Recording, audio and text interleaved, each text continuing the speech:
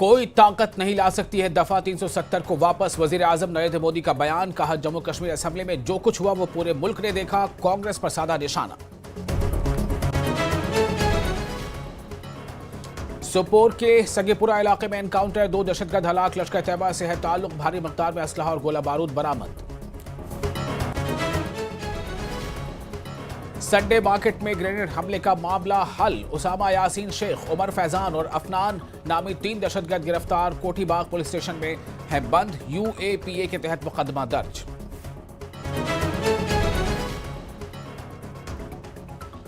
Jammu Kashmir assembly का 5 रोजा इजलास खत्म। वजीर आला उमर अब्दुल्ला ने किया खिताब। NC की करारदाद और अपोजिशन के हंगामे का किया जिक्र। स्टेटहुड, अमन व अमान और दीगर उमूर का किया अहाता। वहीद पर्रा और NC अरकान में भी बहस।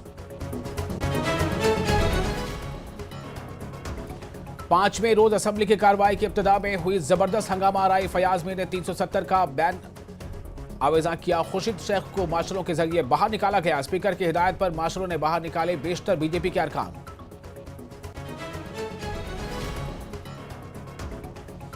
बीजेपी अरकान ने दिया असेंबली कॉम्प्लेक्स के अहाते में धरना। मतवाजी असेंबली भी की शुरू। सुरेश शर्मा ने कहा, आज का दिन होगा जम्मू कश्मीर का स्याह तरीन दिन।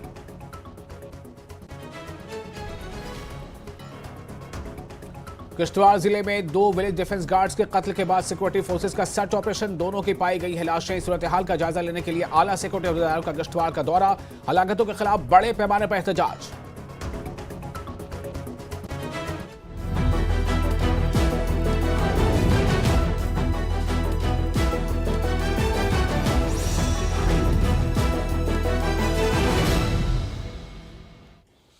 स्वागत है आपका न्यूज 18 में। मैं हूं विशाल और आप देख रहे हैं कश्मीर न्यूज।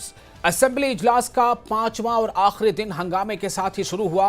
PDP के फयाज मीर ने 370 का बैनर आवेजा किया। बीजेपी ने PDP और PC यानी पीपल्स कॉन्फ्रेंस के खिलाफ नारेबाजी शुरू कर दी। मार्शल्स ने रुकावट डाली और कानून साजों को अपनी बेंचों पर रहने के लिए कहा। हंगामे के बीच अवामी इत्तेहाद पार्टी के MLA खुर्शीद अहमद शेख को मार्शलों के जरिए ऐवान से बाहर निकाला गया। बीजेपी ने अलहदगी पसंद एजेंडा नहीं चलेगा के नारे लगाए। स्पीकर की हिदायत पर बीजेपी के अरकान को मार्शलों के जरिए बाहर निकाला गया। बीजेपी अरकान नारेबाजी करते रहे। MLA मुजफ्फर खान ने सुप्रीम कोर्ट के फैसले का हवाला देते हुए कहा कि सुप्रीम कोर्ट ने कभी ये नहीं कहा कि आर्टिकल 370 गैर आईनी है। उन्होंने कहा कि बंदूक की मदद से बहाल होने वाला अमन नहीं हो सकता।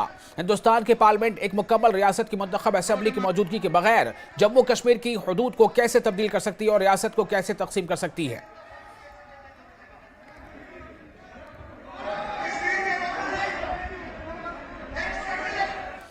और असेंबली इजलास के दौरान इरफान हफीज लोन ने कहा कि हमारे हुकूक छीन लिए गए हैं और जम्मू कश्मीर को एतमाद में लिए बगैर रियासत को तकसीम कर दिया गया। उन्होंने जेलों में बंद सहाफियों को रिहा करने की मांग की। सहाफी यानी जर्नलिस्ट को रिहा करने की मांग की। MLA गोल इंजीनियर खुर्शीद ने इलाके में कल पेश आने वाले हादसे के मुतासिरीन के लिए एक्स ग्रेशिया रिलीफ का मुतालबा किया।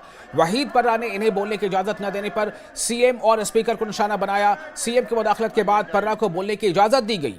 पर्रा ने NC से कहा कि जमात और यहां तक के मिलिटेंट खानदानों के लोगों ने आपको वोट दिया है, लेकिन जमात इस्लामी के खिलाफ हाउस में गलत अल्फाज इस्तेमाल किए गए, जबकि जमात के हजारों लोग मारे गए हैं। वहीद पर्रा ने कहा कि वो मुफ्ती सईद के खिलाफ अल्फाज बर्दाश्त नहीं करेंगे। NC के कानून साजों ने यह कहते हुए रद्द-ए-अमल जाहिर किया कि किसी ने भी जमात इस्लामी और मुफ्ती मोहम्मद सईद पर गद्दार का इल्जाम नहीं लगाया, लेकिन PDP ही है जो एजेंट का किरदार अदा कर रही है। नजीर गुरेजी ने स्पीकर से कहा कि वो इनकी तकरीर की रिकॉर्डिंग चेक करें और देखें कि क्या उन्होंने कहीं भी कहा है कि जमात इस्लामी गद्दार है, वरना वो पर्रा के खिलाफ तहरीक इस्तेकाक लाने के पाबंद हैं। काबीना वजीर सतीश वर्मा ने कहा कि वो मुफ्त LPG सिलेंडर फराहम करने और ट्रांसपोर्टेशन खिदमात में इस्लाहात के पाबंद हैं।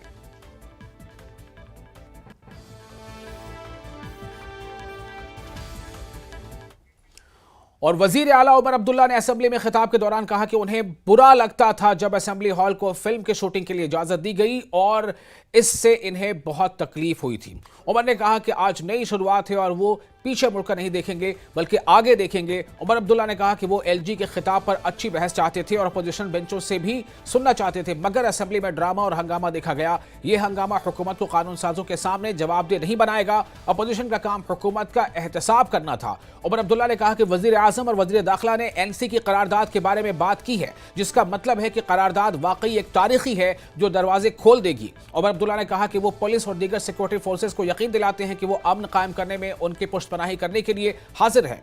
उमर अब्दुल्ला ने कहा कि CID की वेरिफिकेशन को हथियार बनाया गया था और वो इसकी आसानी के लिए कोशिशें करेंगे। उधर LOP सुनील शर्मा समेत 6 बीजेपी MLAs के खिलाफ इस्तेकाक की खिलाफ वर्जी की शिकायत दर्ज की गई। इसे NC MLA सज्जाद शाहीन ने पेश किया। शिकायत स्पीकर ने ले ली है। नजीर गुरेजी की जानिब से वहीद पर्रा के खिलाफ तहरीक इस्तेकाक पेश की गई। इसके साथ ही 5 रोजा असेंबली इजलास इख्तिताम को पहुंचा। हमें इज्जत से रहने का हक है स्पीकर साहब। ये रियासत की मांग हम क्यों कर रहे हैं? क्योंकि आखिरकार हमारी शनाख्त, पहचान, हमारा वजूद, हमारा विकार, कहीं ना कहीं हमें लगा कि इन चीजों को जख्म पहुंचा और इन पे मरहम लगाने के लिए रियासत का दर्जा हासिल करना एक शुरुआत है।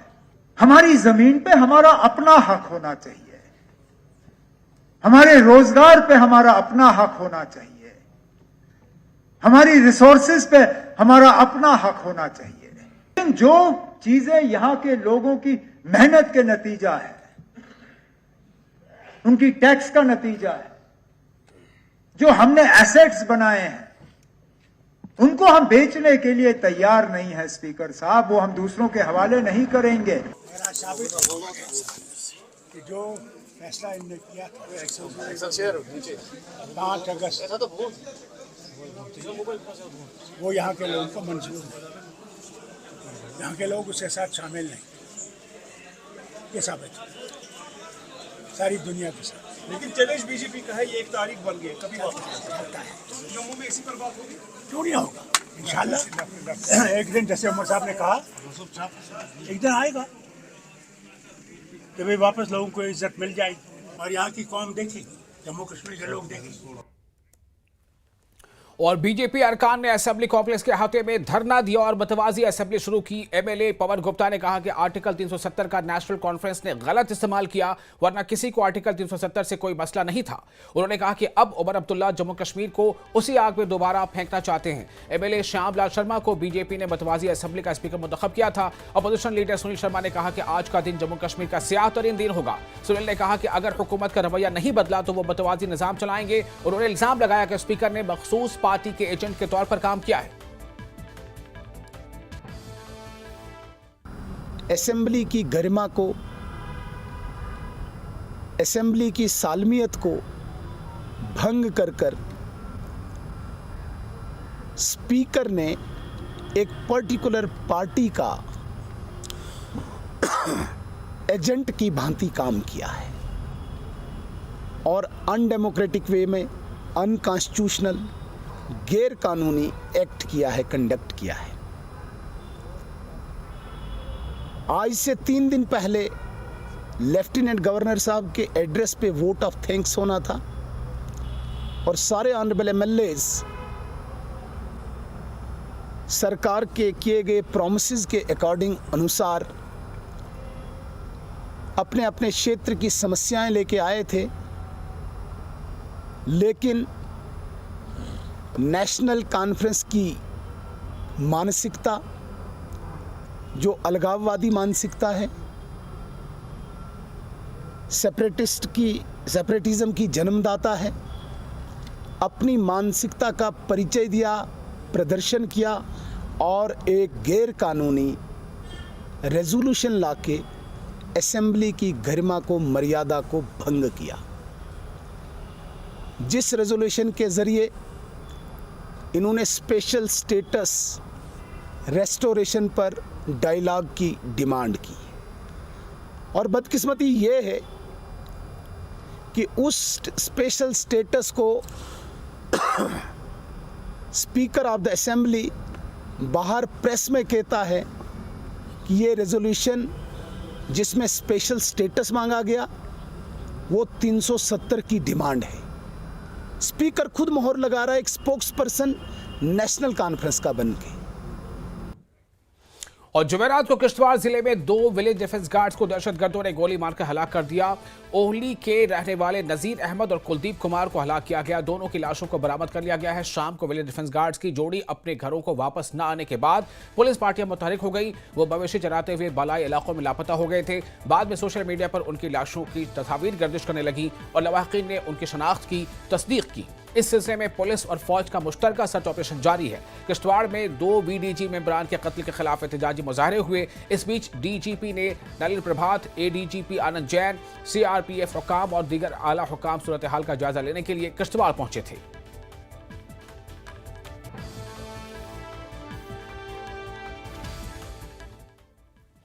और बीडीजी मेंबर नजीर अहमद और कुलदीप सिंह की लाशें आज अपने आबाई गांव ओली कोटवाड़ा किश्तवाड़ पहुंच गई। दोनों अफराद को दहशतगर्दों ने गुज़िश्ता दिनों शहीद कर दिया था, जिसके बाद उनकी जसद खाकी उनके अहल खाना को सुपुर्द कर दी गई। इलाके में गम की लहर दौड़ गई है और मकामी लोग अपने शोधा को खराज अकीदत पेश कर रहे हैं। जिला किश्तवाड़ के ओली गांव में विलेज डिफेंस ग्रुप के 2 अरकान के साथ हुए वाले अलमनाक वाक़े ने कम्युनिटी में सदमे की लहर दौड़ा दी है। शहीद होने वाले वीडीजी अरकान की लाशों को बेईमाना तशद्दुद का निशाना बनाया गया। तस्वीरों में साफ दिखाई दे रहा है कि उनकी आंखों में या तो गोली मार दी गई है या फिर बाहर निकाली गई है। इस परेशान कुन तफसील ने बड़े पैमाने पर अवाम में गम, गुस्सा और तशवीश पैदा कर दिया है।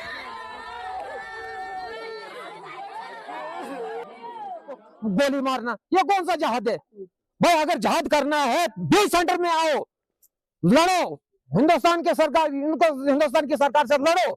अगर पाकिस्तान वालों अगर दम है तो लड़ो। ऐसे पीठ पीछे हमारे भाइयों को मार रहे हो, ये कौन सा इस्लाम बताता है? ये कौन सा बताता है? खुद पाकिस्तान नांगा मार रहा है, खुद पाकिस्तान भूखा मार रहा है। हमारे जवानों को या निहत्ते जवानों पे या वार करते बोलते हम हैं।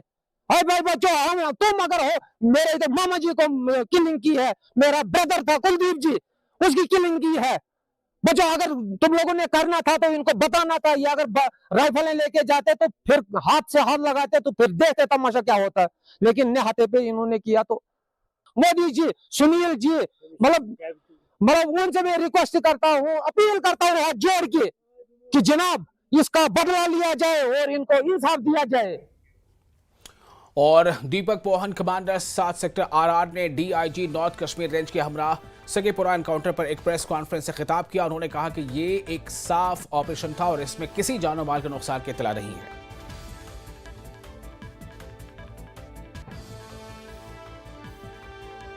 हमारे बहादुर जवानों ने बहुत ही सटीक तरीके से और बहुत ही प्रोफेशनल मैनर में फायर कंट्रोल और रिस्ट्रेंट दिखाया और जवाबी कार्रवाई बहुत ही सही तरीके से की, जिससे कि टेररिस्ट को उस लोकेशन में फिक्स किया गया और उनके फायर को कंट्रोल में लाया गया। जितना हमें सामान और हमारी सूझबूझ है, इसके मुताबिक हमें ये पता लगता है कि ये आतंकवादी नॉर्थ कश्मीर में पिछले कुछ रोज़ों से ऑपरेट कर रहे थे और इनका मारा जाना सिक्योरिटी फोर्सेस के लिए एक बहुत बड़ी कामयाबी है।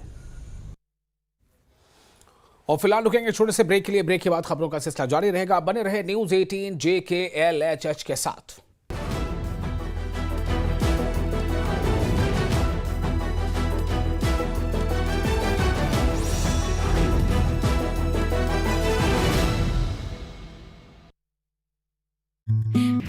चार दिन तक चलने वाले छठ महापर्व का आज समापन। उगते सूर्य को अर्घ देने के बाद व्रतधारी महिलाएं पुरुष अपने व्रत का समापन करते हैं। कुरुक्षेत्र में भी भारी संख्या में छठ व्रतधारी ब्रह्म सरोवर पहुंचे और जल के अंदर खड़े होकर आराधना की।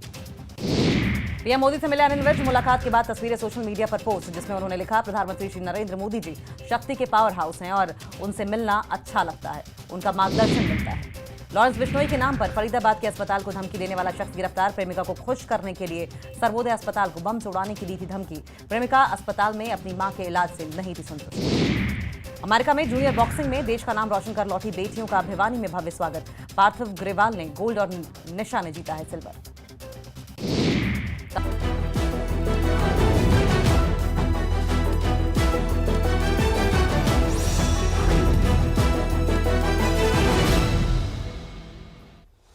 ब्रेक के बाद एक बार फिर आपका स्वागत है। आप देख रहे हैं कश्मीर न्यूज, मैं हूं विशाल। वजीर आला उमर अब्दुल्ला ने श्रीनगर के शेर कश्मीर इंटरनेशनल कॉन्फ्रेंस सेंटर में 325 नए मुंतखब मेडिकल अफसरान को तकर्री के खतूत दिए।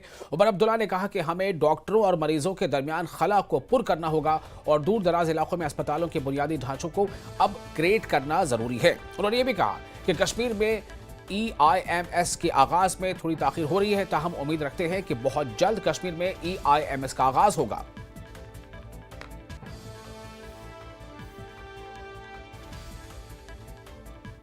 और इलेक्शन कमीशन जम्मू कश्मीर में पंचायती इंतखाबात को कराने की तैयारी कर रहा है। इलेक्शन कमीशन बराए जम्मू कश्मीर BR शर्मा ने कहा कि इन्होंने पंचायती इंतखाबात के लिए तस्वीरी इंतखाबी फहरिस्तों और वोटर लिस्टों के डिजिटल प्रिंटिंग के लिए टेंडर्स तलब किए हैं। शर्मा ने कहा कि पंचायतों में OBC को रिजर्वेशन फराहम करने के लिए एक कमीशन बनाया गया है। देखिए, ऐसा है कि जैसे आपने कहा कि हमारे जो पंचायत के इलेक्शन हैं वो ड्यू हैं, क्योंकि इनकी मियाद पिछले साल पूरी हो चुकी थी। इस साल की शुरुआत में 9 जनवरी की टर्म पूरी हो गई थी।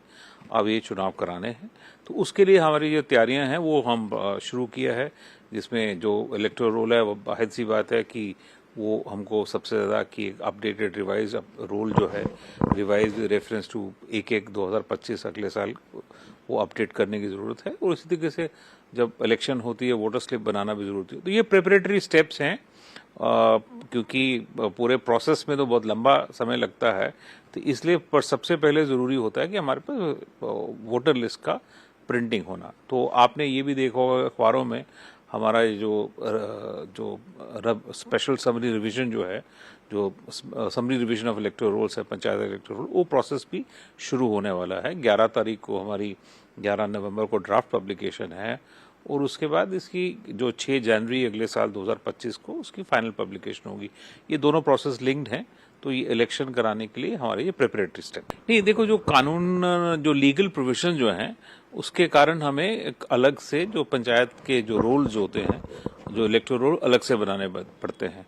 पर जैसे ही आपने कहा कि उनका फ़ायदा ज़रूर होता है, क्योंकि जो रोल्स जो पार्लियामेंट में या असेंबली में इस्तेमाल हुए होते हैं उनको हम रेफरेंस और गाइडिंग के लिए के ज़रूर इस्तेमाल करते हैं।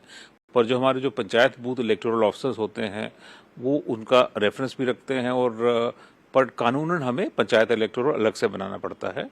तो इंश्योर ये करना होता है कि जिस किसी व्यक्ति का इलेक्टर का नाम असेंबली की या पार्लियामेंट की इलेक्टोरल रोल में हो, वो हमारे इलेक्टोरल रोल में फिगर होना चाहिए, नहीं तो लोगों में उसमें परेशानी होती है। और दूसरी बात ये है कि ये हमें इसलिए करना ज़रूरी है कि जो असेंबली के इलेक्टोरल रोल्स हैं वो 1 जुलाई 2024 तक अपडेटेड हैं। तो उसके बाद जिनकी 18 साल की उम्र होगी वो जाहिर सी बात है कि उनका नाम उस इलेक्टोरल रोल में नहीं होगा।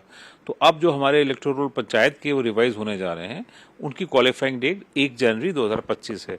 तो कहने की बात यह है कि जो भी इलेक्टर जो है 1 जनवरी 2025 को जिसकी उम्र 18 साल हो जाएगी या उससे ऊपर हो जाएगी, वो इसमें अपना नाम लिखवाने के लिए एलिजिबल है।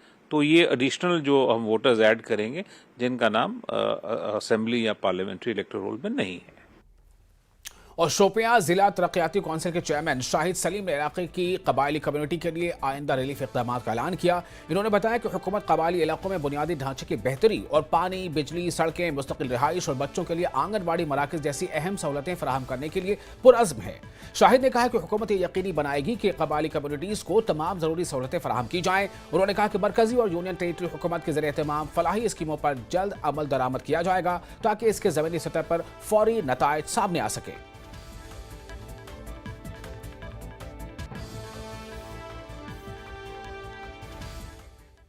सुब्बल डोगाम सोनावारी के रिहायशियों ने अपने इलाके में पीने के पानी के संगीन बहरान के खिलाफ सड़कों पर आकर एहतजाज किया।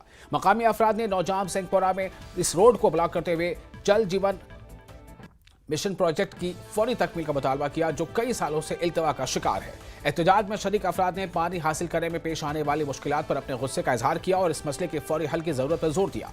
एहतजाज में साफ पीने के पानी के फराहमी के बुनियादी हक के तहफ़्फ़ुज़ के लिए काबिल एतमाद पानी के फराहमी के इंफ्रास्ट्रक्चर की ज़रूरत को उजागर किया गया। सब डिवीजन मजिस्ट्रेट ने मुज़ाहिरीन को यकीन दिलाया है कि JJM प्रोजेक्ट 10 दिसंबर तक मुकम्मल कर लिया जाएगा, जिससे इलाके की पानी के मुश्किलात का हल मुमकिन हो सकेगा।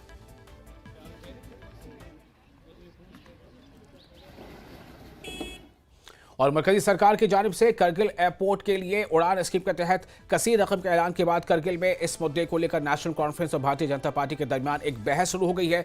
बीजेपी का कहना है कि ये रकम मरकजी सरकार ने पहले ही मंजूर की थी। नेशनल कॉन्फ्रेंस के हामियों का कहना है कि ये इस वक्त मुमकिन हुआ है जब मेंबर पार्लियामेंट ने इस मसले को उठाया। बीजेपी मानती है कि इसका क्रेडिट साबिक मेंबर पार्लियामेंट को जाता है।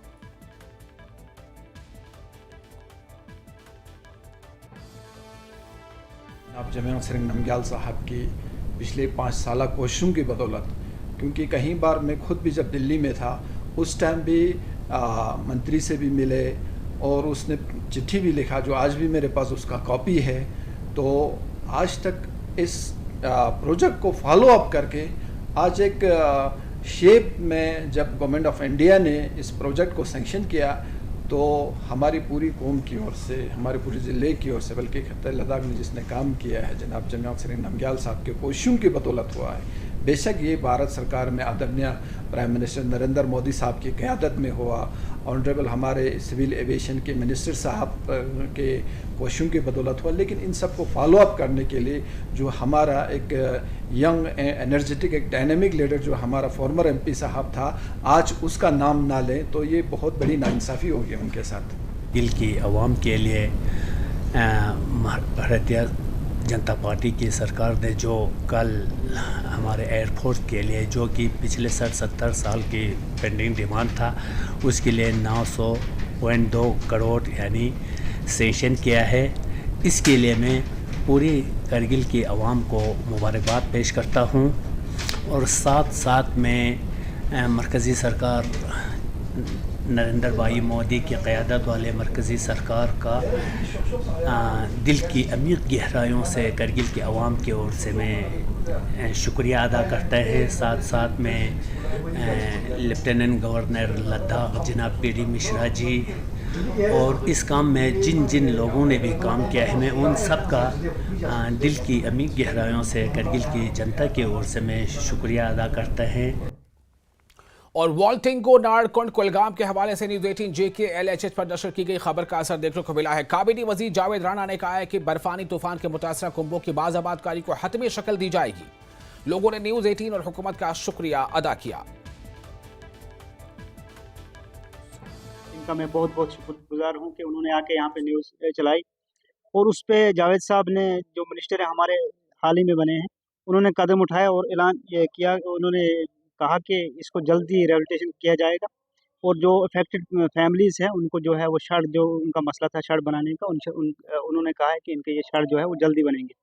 तो हम पहले तो आपका शुक्रिया करते हैं, न्यूज़ 18 का शुक्रिया करते हैं, उसके बाद सरकार जो मौजूदा सरकार है हमारी नेशनल की इसका शुक्रिया करते हैं और उसके साथ साथ बहुत बहुत शुक्रिया जावेद राणा साहब का कि जिन्होंने कहा कि हम इस पे जल्द से जल्द इसका काम जो है वो शुरू करेंगे इंशाल्लाह। जो 2005 में इधर तूफान आया था उसका मसला जो वो आगे तक पहुँचाया।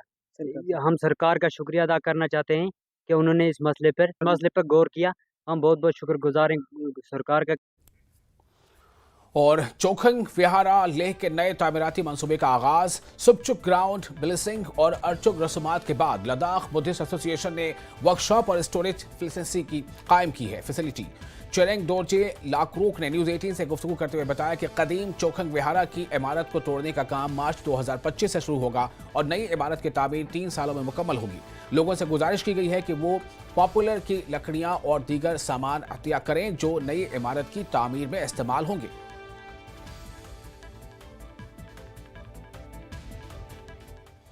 और अखनूर में भारतीय फौज ने भारत पाकिस्तान सरहद के करीब प्लेथन और पल्लनवाला जैसे दूर दराज के गांव में बच्चों को डिजिटल तालीम देने के लिए 3 माह का मुफ्त कंप्यूटर कोर्स मुनक्किद किया। इस कोर्स में बच्चों को बुनियादी कंप्यूटर की तालीम दी जाएगी और कोर्स मुकम्मल करने के बाद इन्हें सर्टिफिकेट भी दिए जाएंगे। और जो गांव LOC के पास है, बॉर्डर के पास है, और हमें मतलब इतनी अपॉर्चुनिटी नहीं होती कि हम बाहर जाएं कंप्यूटर कुछ सीखें, और तो गवर्नमेंट मिलिट्री ने हमें एक ये अपॉर्चुनिटी दी है कि हम यहाँ पे कंप्यूटर कोर्स सीखें जो कि फ्री है, वुमेन्स के लिए है, और हम यहाँ पे बहुत ज़्यादा उनका थैंकफुल हैं। कितने मंथ का ये कोर्स है सर? ये 3 मंथ का कोर्स है। कितना बेनिफिट होगा आपको उसको? सर हमें काफ़ी बेनिफिट होगा क्योंकि अब हमारा इंडिया डेवलप कर रहा है, तो हम जो गर्ल्स हैं, लड़कियां हैं, हमें मतलब इतनी ज़्यादा डाइवर्सिटी नहीं है कि हम बाहर जाएं, तो हमें एक अपॉर्चुनिटी मिली है यहाँ पे सीखने की, हमारे घरों के पास सीखने की और फ्री में सीखने को मिल रहा है। तो सर ये हम बहुत ज़्यादा शुक्रिया करते हैं सबका। यहाँ पे हमें भारतीय सेना कंप्यूटर कोर्स दे रही है 3 मंथ के लिए, जो हमारे लिए बहुत बेनिफिट है, क्योंकि हम कुछ भी करें प्राइवेट जॉब के लिए, गवर्नमेंट जॉब के लिए, ये हमारे लिए बहुत ज़रूरी है। कंप्यूटर कोर्स होगा, इसके बहुत बेनिफिट्स होते हैं, इसलिए हम भारतीय सेना के लिए बहुत अच्छा कर रहे हैं ये गर्ल्स के लिए, क्योंकि हमारे जो पेरेंट्स होते हैं वो गर्ल्स को अलो नहीं करते बाहर जाना।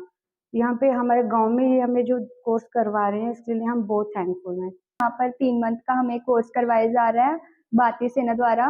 मैं उनका बहुत शुक्रिया अदा करती हूँ, क्योंकि हम कहीं बाहर नहीं जा सकते कंप्यूटर सीखने, तो वो हमें यहीं पर सुविधाएं दे रहे हैं कि हम सीख सकें, कुछ कर सकें आगे जाके। यहाँ पे मैं कंप्यूटर इंस्ट्रक्टर के तौर पे मुझे बुलाया गया है आर्मी वालों ने। यहाँ पे LOC एरिया है, प्लांवाला गांव में बच्चों को free of cost computer course करवाया जा रहा है, जो कि यहाँ से लोग बाहर जाने में असमर्थ।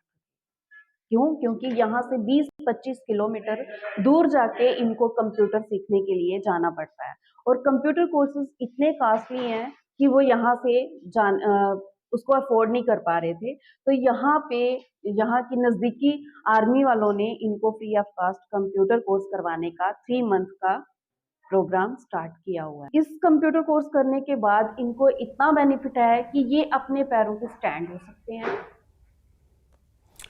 और इसके साथ ही इस बुलेटिन में फिलहाल इतना ही, लेकिन न्यूज 18 जे के LHH पर लगातार बड़ी और अहम खबरों का सिलसिला जारी रहेगा। आप बने रहे न्यूज 18 के साथ। मुझे दें इजाजत, मैं हूं विशाल।